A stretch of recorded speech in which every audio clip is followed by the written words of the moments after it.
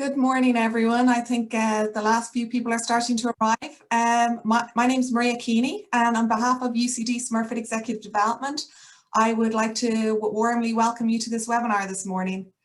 I am conscious that it's almost Easter holidays, so this may be the calm before the storm for some of you. So I hope that you have a cup of tea or coffee in front of you, and you can sit back and engage with us for the next 45 minutes. I'm delighted to be joined by communication expert Mary Groarke today, who will discuss delivery dynamics for powerful communication. As demonstrated by the range of attendees today, effective communication is essential at all levels of your career. Business communication has also changed extensively, with us all moving to the virtual world in the last year. Indeed, it can be quite disconcerting doing these webinars, speaking to a screen rather than a friendly face. Our speaker today, Mary Groarke, is a communication and leadership development expert, strategist and executive coach. She's also program director on our upcoming short course, Communication for Influence and Impact. Mary holds a diploma in advanced business and executive coaching from UCD Smurfit Executive Development.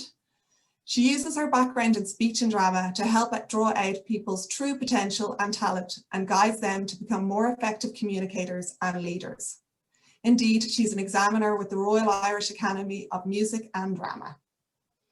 Mary also supports organisations in their strategic business plans, leadership and communication training, and helps their achievement of strong succession planning and progressive leaders.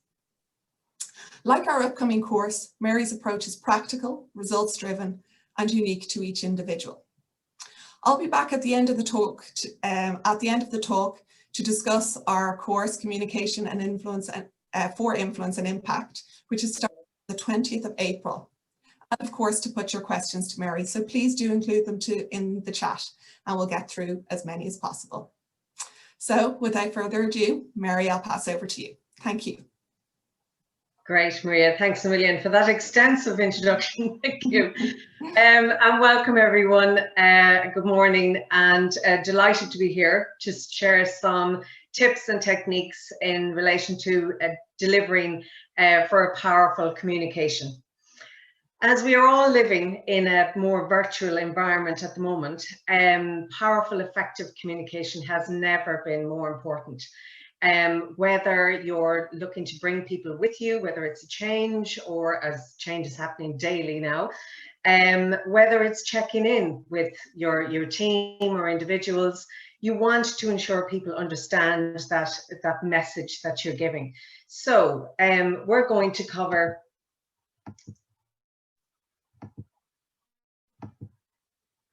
sorry, I keep turning myself off.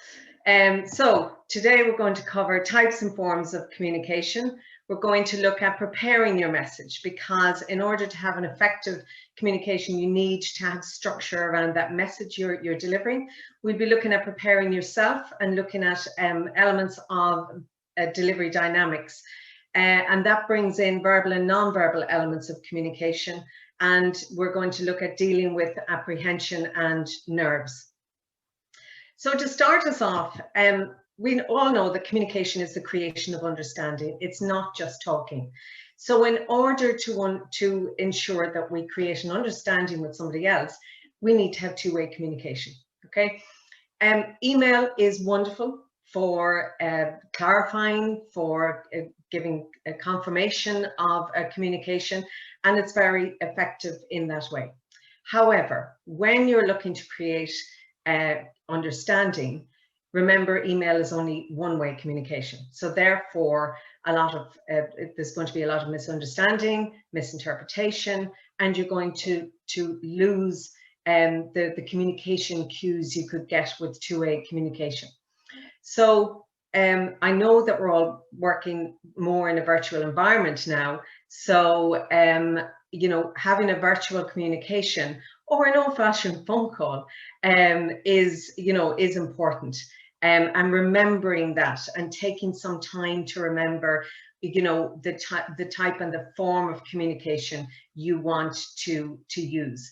And also, we will get back to face-to-face communication, and we'll you know, I suppose we'll respect it even more when we get back there.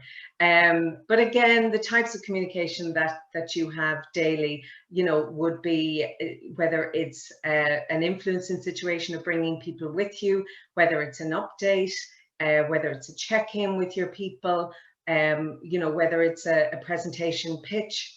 Remember all of those elements to ensure that it's two-way communication.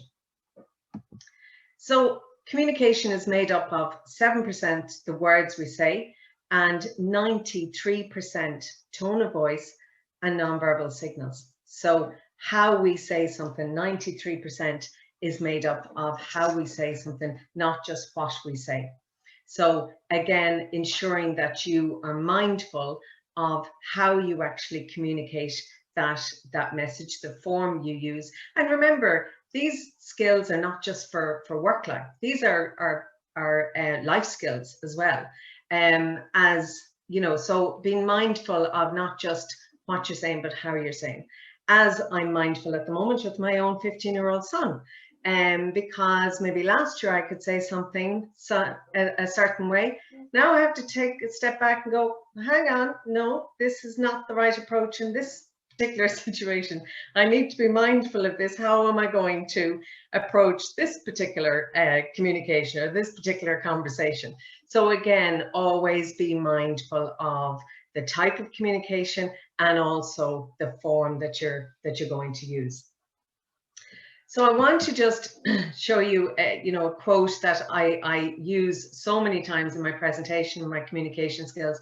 And it usually takes me more than 3 weeks to prepare a good impromptu speech. So Mark Twain. And when we think of impromptu, we think of off the cuff, we think of natural, we think of, you know, on the spur of the moment. And that's what we all want to achieve when we're delivering our message. In order to achieve that, though, we need to take some time to look at, you know, what we want to say and how we're going to actually communicate that message. So let me give you a mnemonic in terms of structuring that message. So it's called the communication game. So first of all, you want to look at the goal. What do you want to achieve from this communication? You need then to consider the audience. So who do you need to influence or get input from? And remember, this is the most important element, is to look at the situation from the audience's point of view. Because if you don't do that, then you're not showing empathy. And with the best will in the world, while we like to consider the audience, when we start communicating our message, it tends to be all about us, all about what we want to achieve. Whereas we need to consider the other person as well, or people. The message, what do we want to say? So what is that message that you want to say? And how will you come across the expression? How will you deliver that message? So these are all important elements to remember in preparing that message and ensuring that you know, deliver that message as effectively as possible. So let me delve into this a little further. So again, we have our goal and objective, okay? Now, we need to be, in order to be focused, you need to ensure that you can write that goal or objective in one sentence. So that's how focused, that's how thoughtful you need to be about what you want to achieve. So the next thing we need to consider is the audience, okay? Now, as I have an audience here, I want to make this as interactive as possible. So on your chat facility, can you give me some thoughts on what is important to consider about the person that you're communicating with? So any thoughts on what is important to consider? Oh, one already, that's great.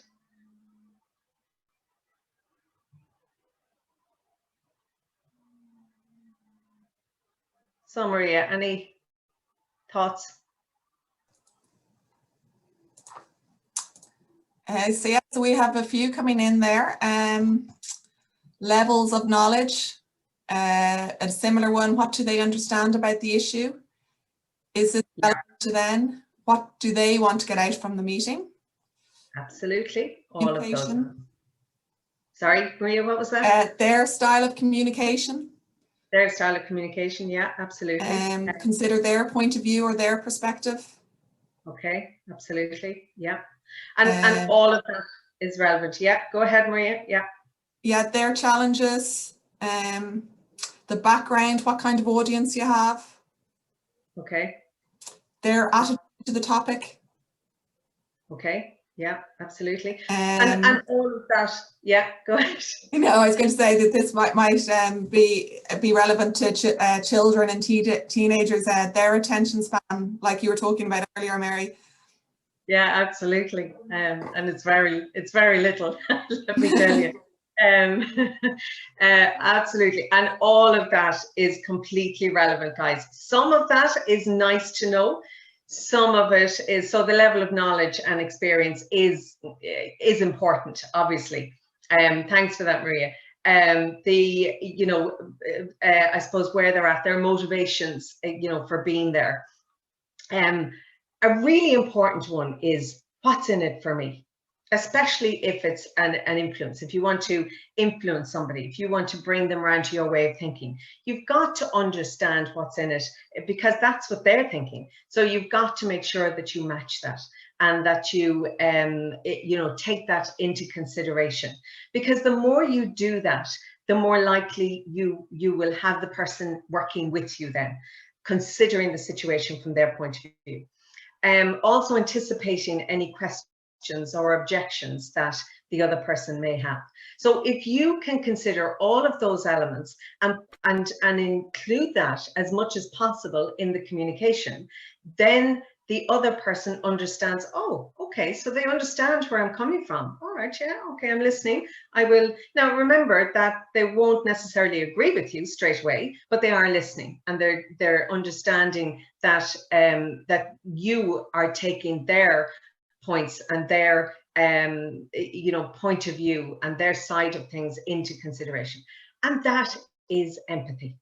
And the more you can show empathy, the more you're likely to bring the person with you in that communication, because empathy is the start of any communication. So it's important to remember that once you've got empathy, you're halfway there, and you're considering the message from their point of view. Now, the trick is not to go back into, it's all about me, it's all about my message and what I want to get from the situation. You need to consider that, but you need to keep on track of understanding that this is the approach that the other person is more likely to absorb the information, or more likely to come with me in that communication.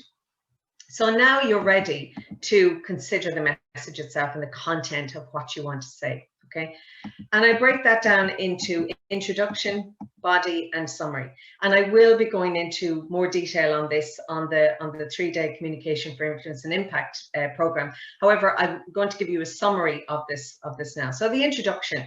So what you want to do in the introduction, you want to capture their attention. You want to get them on board. And remember, you want to ensure that you keep them on board and keep their attention right throughout the communication. So you need to ensure you have that right angle of approach.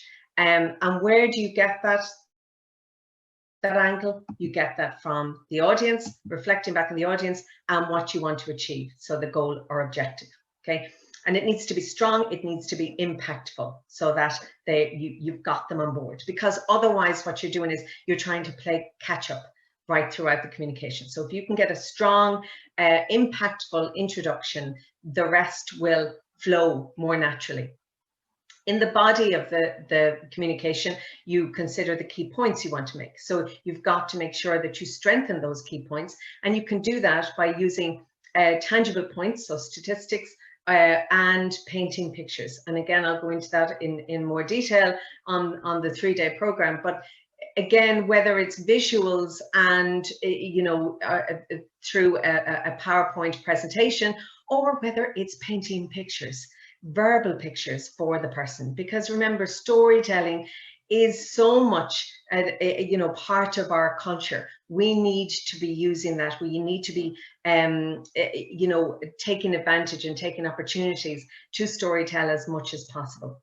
Then in the summary, we want to make sure it's brief, it's focused, And you want to ensure that, especially if it's an influencing, if you want to bring people around to your way of thinking, you've got to make sure that you get commitment from that meeting. There are so many times people have walked out of the room when it was face-to-face, or turned off the Zoom or the Teams and gone, yeah, that was great. I had a really effective few points to make. I really felt my message hit home. And yet when they consider it, they go, hang on for a second, I actually didn't get commitment on that. I actually didn't get a yes or maybe a no, but I didn't get anything. So it's so disappointing. So make sure that when you have put all of this work and effort into your preparation, that you actually get the commitment from the message after you communicate it. So moving on from there, guys, on to preparing yourself and how you approach the communication. And it's so important to think positively and to move beyond those limiting beliefs, because limiting thoughts and beliefs will start coming in, you know, and at times, especially when it's a more difficult conversation to have, or a conflict where you might need to be managing conflict. You know, sometimes those limiting beliefs can start coming in. Now, you're halfway there when you can be aware of them, all right, but you need to do something about them. You need to make sure that you clear them away and that you move them out to stay positive and to have that positive and open mindset before your communication. Because remember, negativity is very powerful. And for every negative thought we have, we need to replace it with 3 positive thoughts. Imagine 3. That's so powerful. So it means that negativity is really powerful, and negativity breeds negativity. However, if we ensure that we replace that with positivity, then we're in control, okay? And we're able to deal with whatever happens, whether it's a difficult conversation, whether it's the person that you're approaching or is on the Zoom call and already has the shutters pulled down, you're still able to deal with that situation in a positive way. So thinking positively and removing those limiting beliefs is so important. Now we can look at the communication of information itself. So remember that, and I'm using another mnemonic, rum, so any type of rum you like. But remember that if communication is the creation of understanding, then communication of information needs to be relevant, understandable, and memorable to the other person. Now, relevant in that you keep it specific, okay, and that you don't go off on tangents. Understandable in terms of the language and the logic you use, because remember, in any communication, you're taking the person by the hand and you're holding them by the hand right throughout the communication. You do not want to let go of their hand. And when you capture their attention, you can keep them on board a lot more. But remember that you need to do the hard work in terms of making sure that the information is understandable, so that all they have to do is absorb the information. They don't have to make sense of it. Because time and time again, it happens that people have gone on to the next point, and the last point, the people are trying to still understand the last point the person has made. So they're losing focus, they're losing concentration. And as Maria related to, especially, you know, teenagers, if you're dealing with your teenager, you're lost them.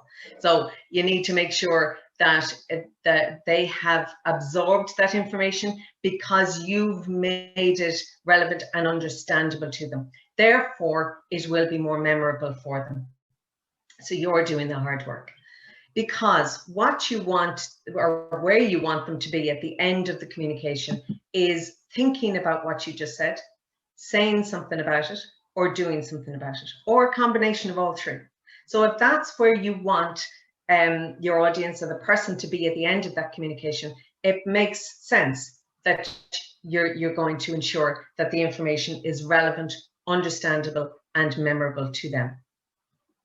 So moving on, guys, to looking in more detail in relation to the delivery dynamics. And I'm breaking this into verbal communication, non-verbal communication, and non-verbal transfers. So what I'm going to talk to you about in verbal communication is the language. So again, making sure that it's understandable and that it's logical. So if you're using, if there's jargon that you're using, making sure that the audience in front of you, if it's somebody that's at the same, level of knowledge, that's fine. If not, break down that jargon, okay? Because again, you need to ensure that it's understandable that they don't have to make sense of this jargon, okay? Making sure it's logical, having a logical sequence and linking various different elements throughout your communication. The other element I want to talk to you about, and this is verbal, the other element is the voice, okay? And it's vocal, okay? Now the voice is like an instrument, and like any musical instrument, it needs to be finely tuned at times, okay? So in normal conversation, you're modulating your voice normally, okay? However, especially when you have to deliver maybe a message that's not as positive as you'd like, so a negative message, or a difficult conversation you need to have, or managing conflict, you need to make sure that you're modulating your voice even more, okay? Now, modulation is the ability to vary the different elements of the voice. And the different elements of the voice are the pitch of your voice, the pace, pausing, tone, color. Now, tone is just sound coming through. You need to inject color into that sound. Then we have volume and intensity. Now, when you're a little nervous or apprehensive in delivering that message, whatever it might be, symptoms can occur in the voice, okay? So again, on your chat facility, can I ask you, first of all, what happens to pitch? So any thoughts?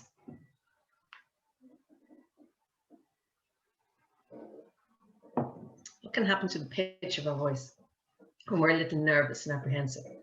Okay, so some thoughts coming in there. Yeah, so there's lots of people saying that it gets higher or squeaky. Okay, yeah. People are using. Yeah, absolutely. And that will happen in most cases. Sometimes it might go lower, but very, very seldom. It normally goes higher. Now, we need to control that, okay? And because we've got an octave, we've got an octave to work with. So what we don't want is that going out of control and the higher pitch, because nobody wants to listen to communication like that.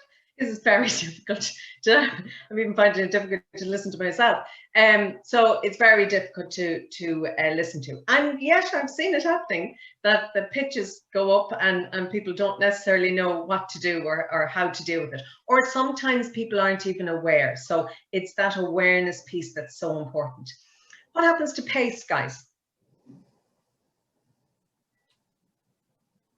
More thoughts coming in there. Yeah, so speeds up, goes faster, quicker.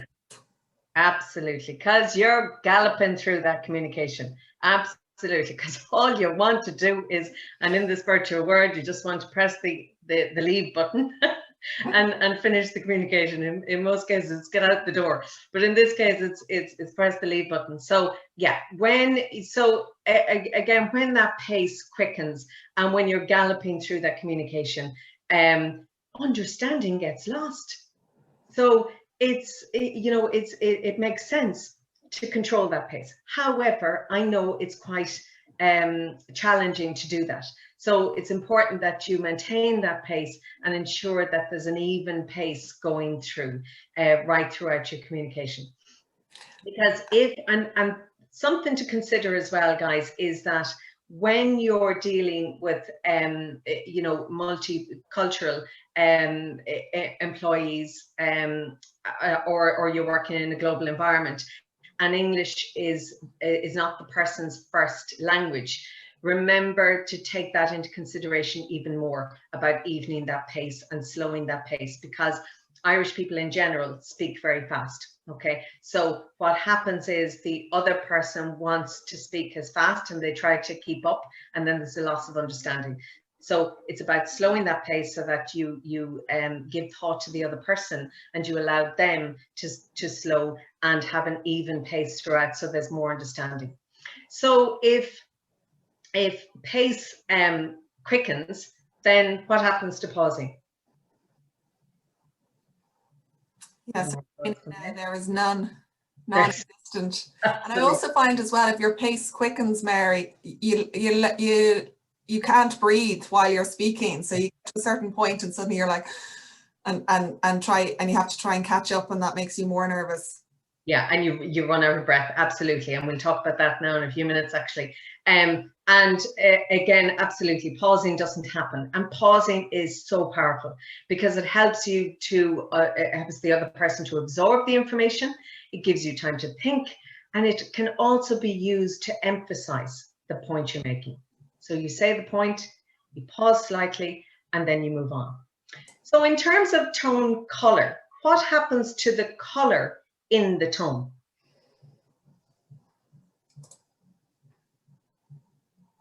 Any ideas? This always gets people. What happens to the color in the tone? Grey, flat, monotone. Yeah, yeah. Very good audience, I'm telling you. Top of the class, everyone. Absolutely, yeah. It drains away, okay? So it becomes monotone. So you're talking like that right throughout communication, and it becomes boring to listen to. But how many times have you seen that happening? Because I have. So and the monotone. And again, sometimes people aren't necessarily completely aware of that, but you know, again, that enhanced awareness of, hang on for a second, my tone is going monotone here, I need to do something. So you need to inject the color so that there's an inflection, so an up and down, okay, in the voice. Then the volume can go up or down. Sometimes people get very excited and the volume goes up, and volume is different to projection. And in order to project the voice, you use your breath to do that, but volume is different. So making sure that the volume is even as well. Sometimes volume can go down when people are unsure as well. So you start off strong and it's kind of, oh no, didn't want to go here, and the volume goes down. So, and then we have intensity. And what can happen in intensity? This is something else that throws people. So let's see how good you are, guys. What happens to intensity?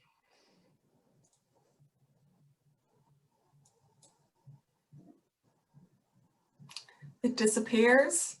Yeah, absolutely. It drains away, you know. So I can say how important it is to ensure that you use your language to make sure that the communication is understandable and logical, and then you use your voice to modulate your voice so that the communication is effective and there isn't an ounce of intensity in my voice. So you see how when it drains away, it's kind of, okay, what's going on? And when we're talking about concentration levels dropping all the time, you know, naturally the person is going to lose focus and not listen as much to what you're saying. So you need to be using all of these elements, controlling all of these elements so that you modulate your voice. And that helps then to tune the voice, and it makes it more resonant, and therefore you're able to project the voice. So on to non-verbal communication. So again, what am I talking about? So I'm talking about now more tangible non-verbal communication. So what can you use in terms of, so what's important to consider in terms of non-verbal communication? Posture, expression, hand gestures, eye contact, smile. Hand gestures, eye contact, absolutely, all of those elements. So body language, okay. Now body language, it's important to ensure that you have open body language. Don't get bogged down with somebody who may have their arms folded. I know that that can be perceived as being closed. Not necessarily. It could be that somebody is interested in what you're saying. Don't get bogged down on that. However, be aware of your own body language and make sure that it's open. Eye contact, absolutely. Eyes are the windows to the soul, so make sure that you're making that connection with the person or the people. Gestures, absolutely use gestures. Some people have been saying to me, oh, I was told not to gesture when I'm giving a presentation or whatever. Absolutely gesture. If that's natural to you, if you're comfortable gesturing, yes, do. However, you do need to control the gestures because that's part of your personality coming out, and that's what you want, okay? So gestures should be from waist up, should be out, inviting, and bring them home, okay? Not distracting movements on your gestures. And as you can see, I gesture quite a bit. So you've got to make sure that you control those gestures. And facial expressions. I know that's part of body language, but to be honest with you, it's important, especially when you're delivering a difficult message, that it's not all doom and gloom. You need to have that facial expression to keep it positive, keeping it honest, keeping it transparent, but keeping the whole communication as positive as you can. So non-verbal transfers, these are more intangibles that I'm talking about. And I'm just conscious of the time, so I'll keep going on explaining these as opposed to asking you if you don't mind, because I have an exercise I want you to do now in a few moments. So the non-verbal transfers, these are more intangible, and yet they're so important to be there in the communication. So what am I talking about? I'm talking about the enthusiasm. I'm talking about the belief in your message. I'm talking about the confidence, the positivity, all of those elements that, you know, sometimes when you start a communication, you don't consider these because you think, well, these are going to naturally happen when I start talking. Not so. You've got to consider them. You've got to make sure, yes, I am going to start that communication. I am going to be enthusiastic. Now, how am I going to ensure that I am enthusiastic? Because it's in here. I need to bring it out. And I was just talking to somebody the other day who had been, attending a previous interview and had the enthusiasm, but it didn't seem to come across. And she was acutely aware of how she was now able to transfer that enthusiasm, you know, from inside out and to the other person, and to get the job, which is great. So like that, it's important to consider that. And then using the verbal elements, so the language and the voice and the non-verbal communication, the body language, eye contact, to ensure that's as effective as possible. So there are just some thoughts, guys, on how to ensure that you enhance your verbal and non-verbal elements of communication in order to ensure an effective and an impactful communication. So I want to talk to you for a few moments about dealing with apprehension and nerves, okay? Everybody wants the best result possible, absolutely. So in order to achieve that, you've got to make sure you deal with your nerves or any apprehension you have. The first thing to consider is prepare, prepare, prepare. Okay, I can't state that enough, because the more you prepare, the more you are filled with self-confidence. And confidence comes from within. Nobody can give you confidence. You have to give it to yourself. However, you can help that along by preparing, by then visualizing your success. Imagine not walking through the door anymore, but imagine switching on the Zoom call or the Teams call and knowing that you're going to have a successful outcome or a successful communication. Okay, so visualizing that success, it's so powerful. Using deep breathing techniques. So what I'm talking about there is diaphragmatic breathing, and I'm going to come back to that. I'm sure everybody knows what diaphragmatic breathing is, but I'm just going to show you an exercise in relation to that and how that can help with nerves and apprehension. Focus outwards, not inwards. Okay, a lot of times we tend to focus inwards. We kind of wonder, oh gosh, how am I doing? What's the next point now I'm going to make? Oh gosh, where is that next point? It's gone. And why is it? Because I'm focusing inwards and I'm worrying too much about how I'm doing and how other people are perceiving me. Okay, we need to focus outwards in that I am the expert. I have the information and I am the message, and I'd like to share that message with everyone, and to keep that focus outwards and not worry about focusing inwards.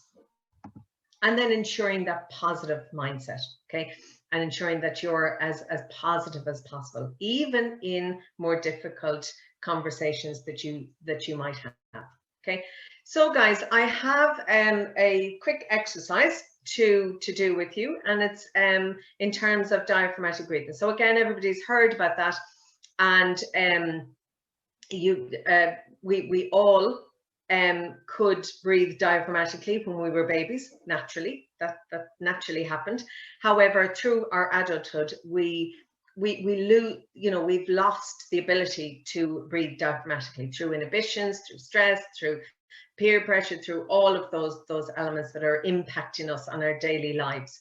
So we're just to come back to that, and anybody who's done yoga, Pilates, any type of sport, mindfulness will know this, okay? But just to bring you through it, okay? So when you are breathing in, you take a deep breath in, and your lungs are filled with air, and your abdomen expands. When you exhale, your abdomen contracts inwards, okay? So I want you to do a quick exercise while you're sitting in your chairs, okay?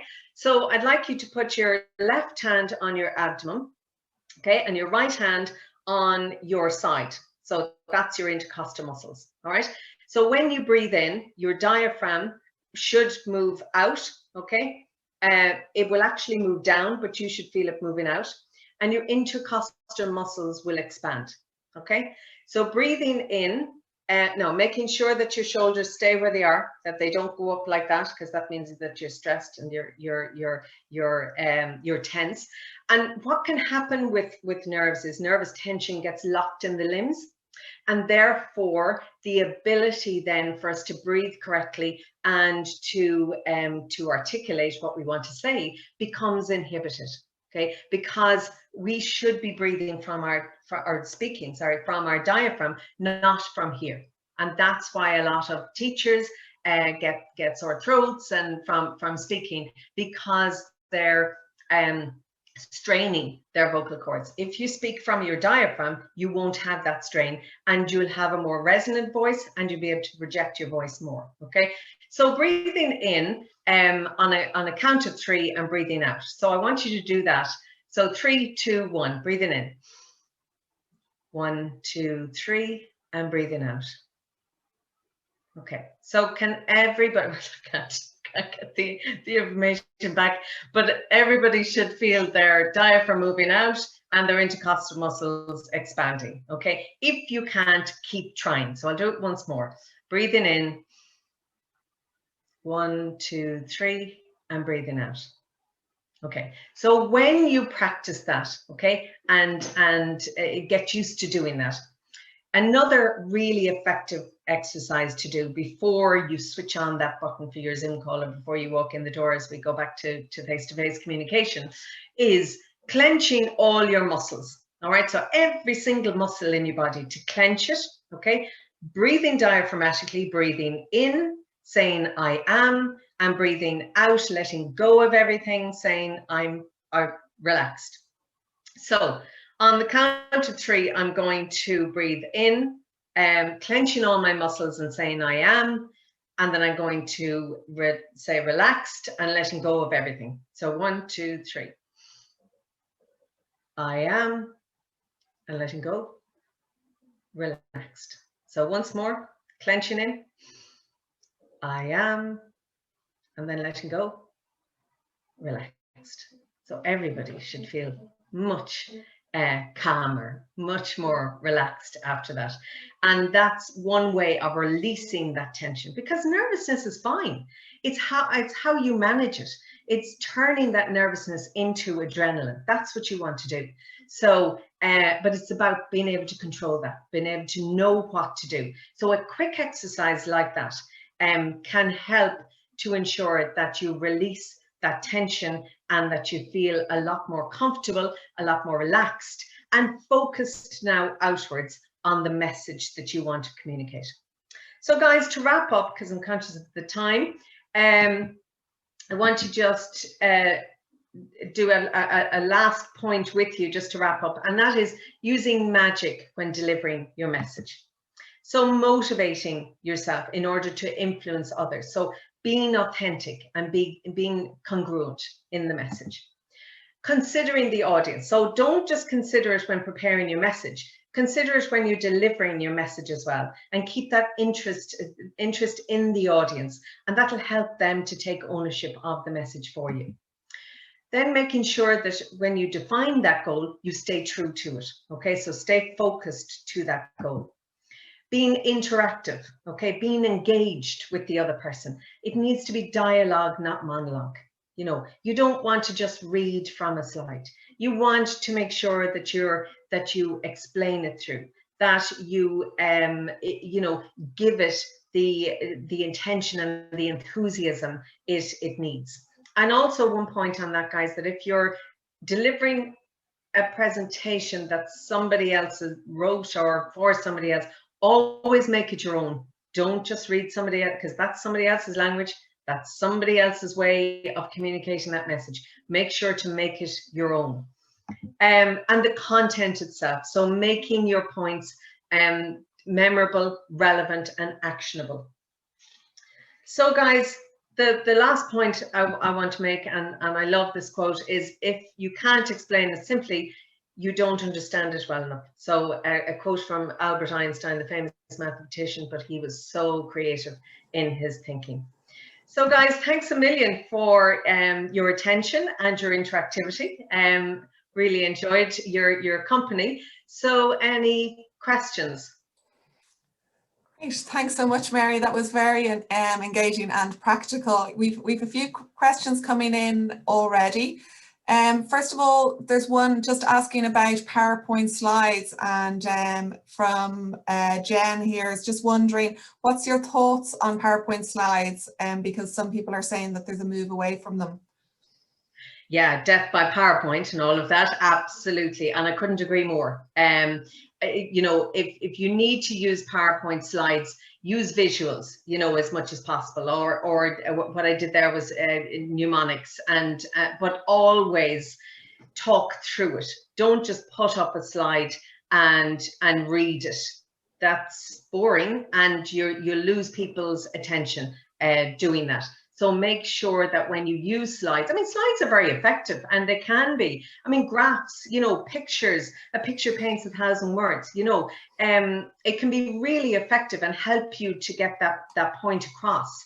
However, use a combination of the slides with the visuals as opposed to words, and verbal pictures. So storytelling, because more and more people are understanding the power and the importance of it. You know, we're great storytellers, so why don't we bring that back into vogue a lot more, and help other people visualize. Great, thanks. And here's one from Paul. So is there any tips to boost engagement or interaction, especially virtually?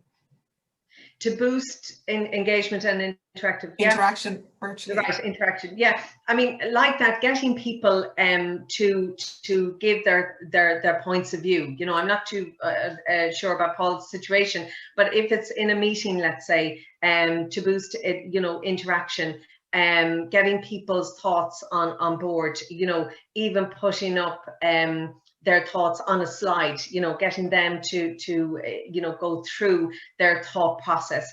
Breakout rooms are great, you know, if it's a larger group, but you know, get people to go into breakout rooms and bring them back and have that discussion. You know, allow people to give their points of view. Don't just ask the question, and if there isn't an answer within a second, keep going. Stop. Use the power of pause. I know it can be very daunting sometimes. Oh my gosh, are they ever going to say anything? They will.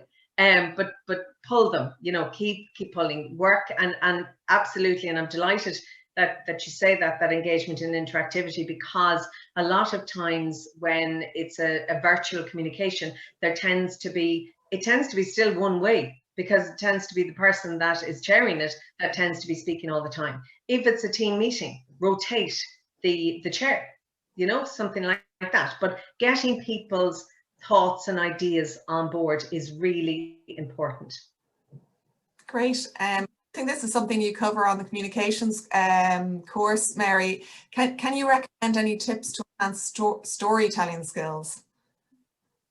So storytelling, yeah, and again, you know, communication, because storytelling is communication as well. So it's exactly the same structure. It's about being aware of your objective, your audience, before you consider your message. But like that, when you're storytelling, and magic can be used, that mnemonic in the storytelling as well as in a message that you're delivering to somebody. But again, you've got to make sure that seek first to understand, then to be understood. So understand it, visualize it for yourself in that storytelling, and then you'll be able to bring people along with you. But again, engaging in the audience, being motivated yourself, will help to ensure that. Great. And this is one I think we all deal with. So how do you deal with a difficult communication when you know the person is going to be negative? Okay, right. Okay, so you know the person is going to be negative. Okay, right. This one I deal with quite a lot. Okay, and again, it will be dealt with in more detail in the communication program. But first of all, you don't know the person is going to be difficult. Okay, you're assuming they will be. Okay, because unless you can read their mind and know exactly how they're going to behave, you don't know. Okay, but we do tend to prejudge, and we do tend to make assumptions. Okay, that's the first thing. We are assuming that they're going, because maybe they have been in the past, and maybe this is the third time, and you know, you're coming into the communication. Now, what we tend to do, and I said this earlier on, is we tend to bring in past history with us into the communication, and that is something that we need to leave at the door. Okay, leave that past history. I know it's difficult to do. I know it's challenging. However, it's important that you do it, because there has to be one person being positive in the room or in the engagement, and that needs to be you. So you need to come into that communication with a positive and an open mind, and then look to influence the other person in becoming more positive. You cannot control somebody else's behavior. However, you can influence it.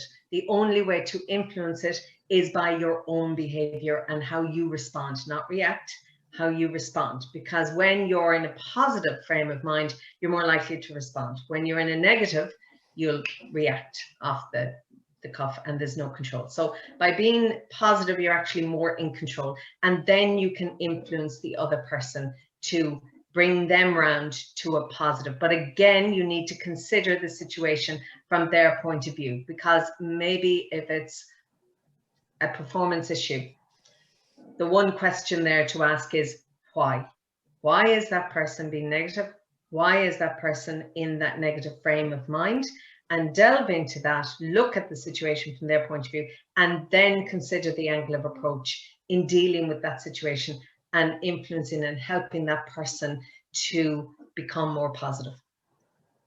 Okay, great. I'm conscious of the time, so I'll just ask two more questions. The first one is, how important is your backdrop when you're on Zoom? Now, I'm asking this conscious of the fact that I have superheroes behind me. But yeah, how important is it when you're in a meeting or doing a webinar like this?